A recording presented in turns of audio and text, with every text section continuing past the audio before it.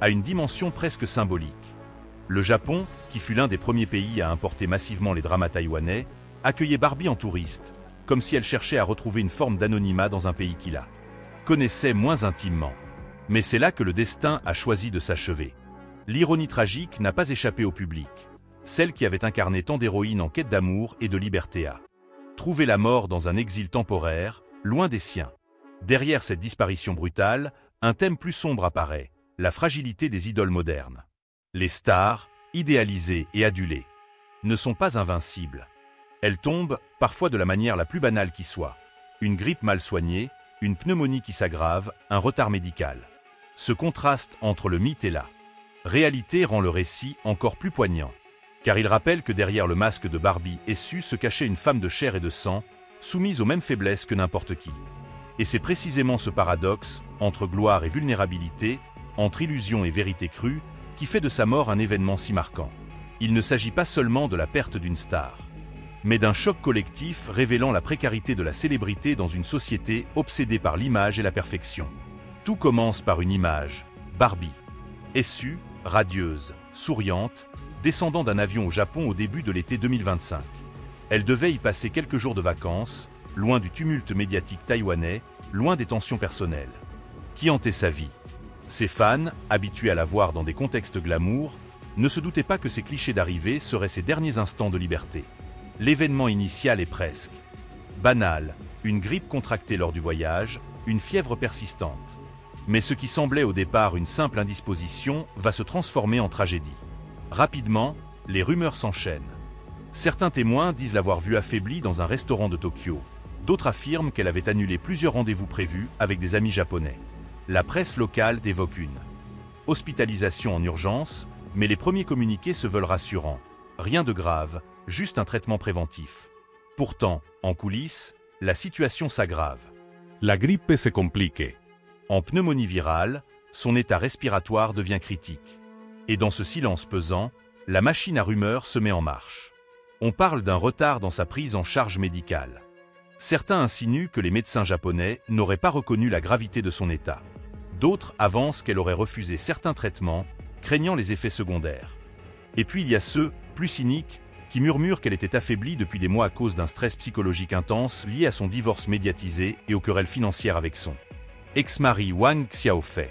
Le scandale enfle lorsqu'un tabloïd de Taipei publie un article affirmant que Barbie Sue aurait pris des médicaments en automédication, mélangeant antiviraux et antidouleurs. L'idée d'une overdose accidentelle surgit. La famille dément catégoriquement, mais le doute s'installe.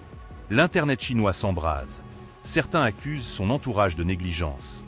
D'autres évoquent une malédiction qui frapperait les grandes stars taïwanaises, rappelant les décès précoces d'autres icônes.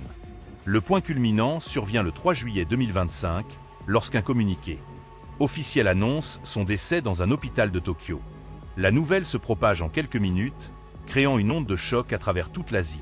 Les réseaux sociaux explosent, millions de messages. Hashtag en tête des tendances mondiales, images de ces rôles emblématiques partagés en hommage. Mais ce raz-de-marée d'émotions n'efface pas les soupçons. Pourquoi une actrice de son statut, bénéficiant de moyens financiers considérables, a-t-elle succombé à une maladie que l'on associe souvent aux plus vulnérables? Les conséquences sont immédiates. Au Japon, l'hôpital est assiégé par les médias et les fans. À Taïwan, les chaînes d'information diffusent en boucle ces images, des extraits de ces interviews, ces scènes les plus célèbres. En Chine, les plateformes censurent certains messages accusateurs, mais la colère gronde. On exige des explications, des détails médicaux, des preuves. L'affaire prend une tournure diplomatique. Des officiels taïwanais contactent Tokyo pour demander un rapport complet sur les causes du décès. Dans ce chaos, la carrière de Barbie Sue est revisitée. On redécouvre les moments où elle avait déjà laissé entrevoir sa fragilité. Ses aveux d'épuisement lors de tournage, ses confidences sur ses crises d'angoisse, ses retraits temporaires du show business. Chaque indice du passé devient une pièce du puzzle, comme si tout avait mené à cette fin dramatique.